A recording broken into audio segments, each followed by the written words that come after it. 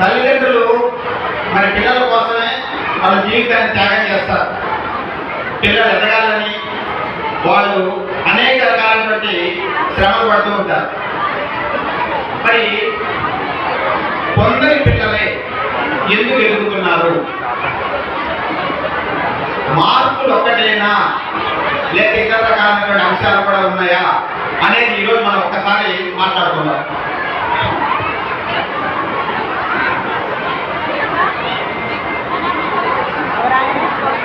మనలో మరి చాలా మంది ఎంతో కష్టపడి పైకి వచ్చాం.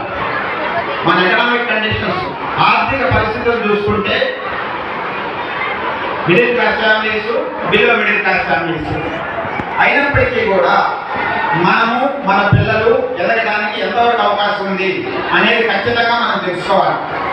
దానికన్నా ముందు ఒక్కసారి మరి కొన్ని ఫొటోస్, మీకు తెలిసిన ఫొటోస్ నేను చూపిస్తాను. ఒక్కసారి ఫొటోస్.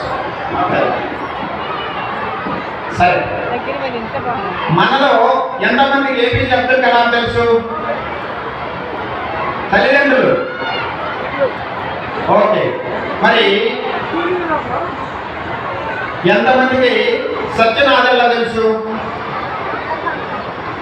సుందర పిచ్చే తెలుసు?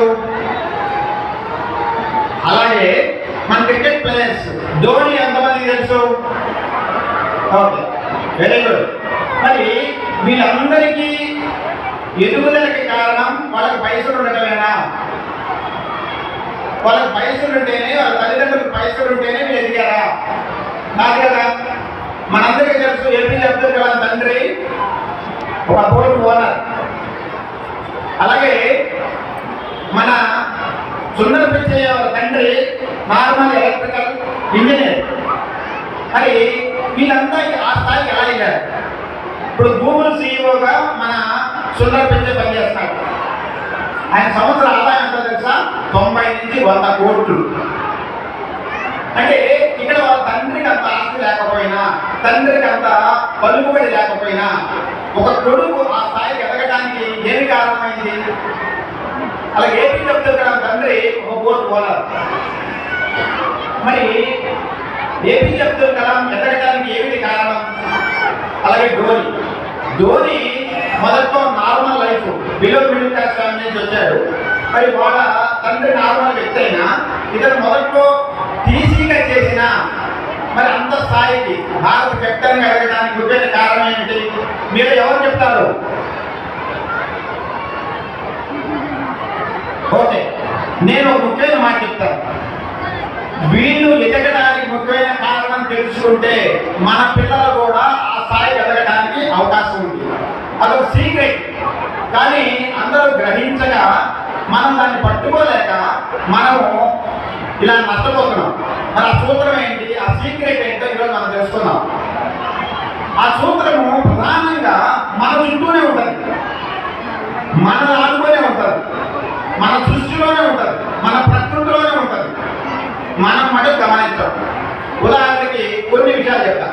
మనుషులు రోజువారీ ఇంట్లో మన తోటి పిల్లలు, మన అన్న పిల్లలు, కొడుకు పిల్లలు, లేకపోతే మనవాళ్ళు, పక్కన పిల్లలు ఎదుగుతుంటే మన పిల్లలు కూడా మోటివేట్ ఎదుగుతారు. ఇది అందరికీ తెలిసిన విషయమే. అలాగే మన ఊర్లో కొంతమంది పిల్లలు ఎదిగారనుకోండి, మన స్కూల్లో పిల్లలు ఎదిగారనుకోండి, అది చూసి కొంతమంది ఎదుగుతారు. ఇది మామూలు విషయమే.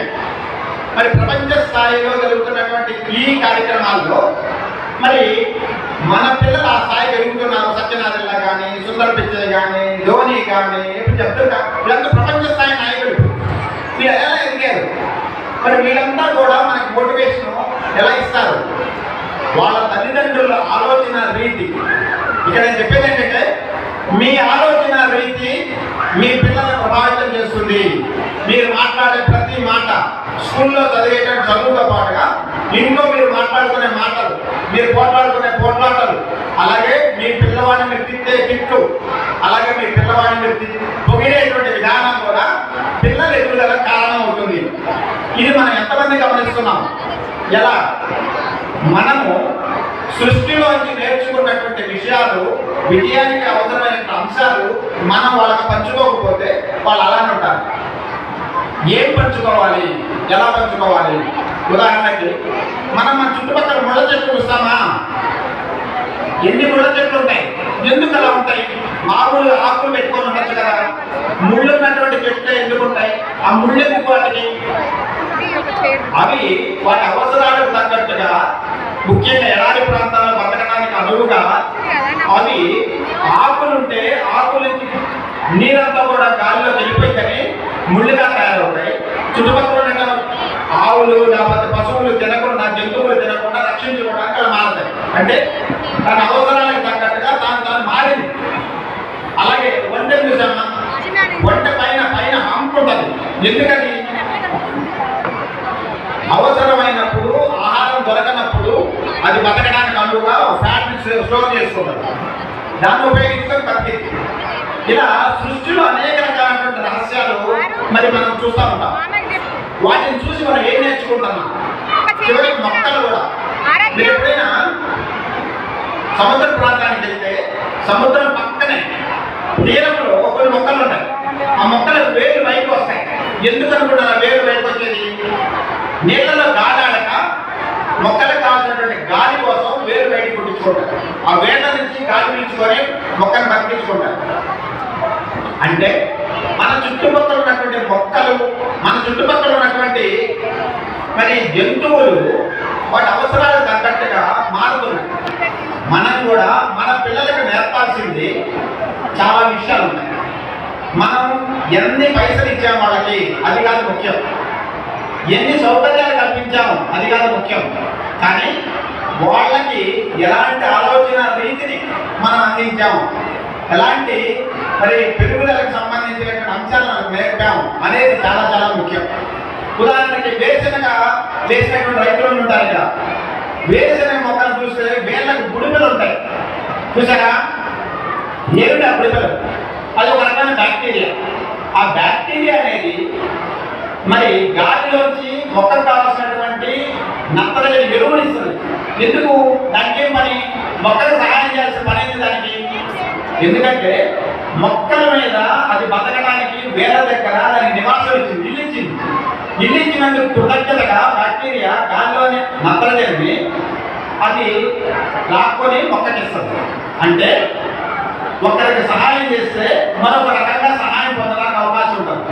సో పిల్లలకి మనం నేర్పాల్సింది ఏంటి? కొన్ని లక్షణాలు ఉంటాయి. ఆ లక్షణాలను మనం నేర్పితే పిల్లలకి ఆలోచన రేటు మారితే సహజంగానే గొప్ప లీడర్స్ ఉంటారు, గొప్ప విజ్ఞానవంతులు అవుతారు. మార్కులు స్కూల్లో బేసిక్స్ చెప్తారు. దీనికి ప్రత్యేకమైన స్కూల్స్ అక్కర్లేదు. మంచి బేసిక్స్ నేర్పేటువంటి మంచి స్కూల్స్ ఉండి వాళ్ళకి కావాల్సినటువంటి ఆలోచన రేటు ఓవరాల్ డెవలప్మెంట్ కనుక మనం ఇవ్వగలిగితే అద్భుతాలు సృష్టిస్తారు మన పిల్లలు. దానికి మనం ఎంతమంది సిద్ధంగా ఉన్నాం అనేది చాలా చాలా ముఖ్యం. దానికోసం మనం ఏం చేయాలి? పిల్లలు అడ్జస్ట్ అవ్వడం నేర్పాలి, పిల్లలకి అడ్జస్ట్మెంట్ నేర్పాలి, అవసరాలకు అనుగుణంగా తనను తాను మలుచుకునే విధానాన్ని నేర్పాలి. దానికి ముందుగా మనం మారాలి.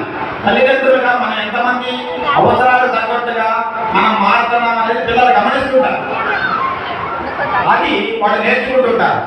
అదేవిధంగా వాళ్ళకి ఒకరికి తోడ్పాటుని ఇస్తూ కలిసి పనిచేయడం నేర్పాలి, ఒకరి కోసం ఒకరు పనిచేయడం నేర్పాలి.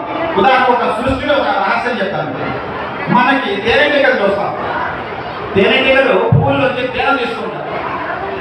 తేనెటీగలు పువ్వుల్లోంచి తేనె తీసుకునేటప్పుడు తేనెటీగలు ఆకర్షించడానికి పువ్వులు రంగుల రంగులో ఉంటాయి చూసారా? ఎందుకు రంగుల రంగులో ఉంటాయి? దీనిలోంచి తేనె లాక్కుంటుంది కదా, ఇంకా నష్టం కదా దీనికి. ఎందుకు రంగుల రంగులో ఉంటాయి?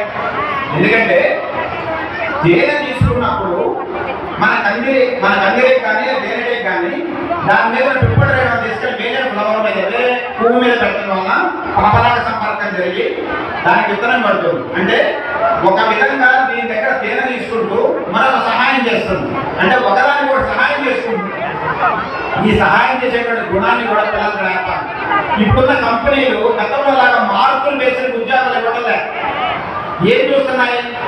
వాళ్ళ యాటిట్యూడ్ చూస్తున్నాయి, వాళ్ళ పరిశీలన పద్ధతి చూస్తున్నాయి, వాళ్ళ కెపాసిటీ చూస్తున్నాయి, అండర్స్టాండింగ్ విధానం చూస్తున్నాయి. అలాగే వాళ్ళు ఏ విధంగా సమస్య వచ్చినప్పుడు ఎదుర్కోగలరనే విషయాలు చూస్తున్నాయి. కాబట్టి మనం నేర్పాల్సింది తల్లిదండ్రులుగా వాళ్ళ ఆలోచన రీతిలో ఏదైనా తట్టుకోగలం, ఏదైనా చేయగలం, ఎలా అయినా సాధించగలం, దేనైనా ఎత్తేసగలం, సమస్యను ఎదుర్కోగలం. ఈ విషయాలు మనకు నేర్పాలి. అవి నేర్పడానికి మీరందరూ సిద్ధమైతే వారు ఖచ్చితంగా అభివృద్ధి చెందుతారు, తీరుతారు, మనందరికీ పేరు తెస్తారు. మరి విషయ స్కూల్ పేరెంట్స్గా స్కూల్లో మంచి మంచి బేసిక్స్ నేర్పుతున్నటువంటి ఈ స్కూల్ లాంటి స్కూల్లో కూడా అద్భుతాలు మనం సృష్టించేటువంటి పిల్లల్ని సిద్ధం చేయాలంటే స్కూల్లో ఇచ్చేటువంటి ఓవరాల్ డెవలప్మెంట్తో పాటుగా మనం మన పిల్లలకు కావాల్సినటువంటి ఆలోచన రీతిని, ఇంట్లో మంచి వాతావరణాన్ని మనం ఇవ్వగలిగితే ఖచ్చితంగా వాళ్ళు సక్సెస్ఫుల్ చిల్డ్రన్గా పెరుగుతారు. ఈ అవకాశం ఇచ్చినందుకు మరి విషయ స్కూల్ మేనేజ్మెంట్కి, అలాగే నా 4 మాటలు విన్నందుకు మీ అందరికీ ధన్యవాదాలు. నమస్తే.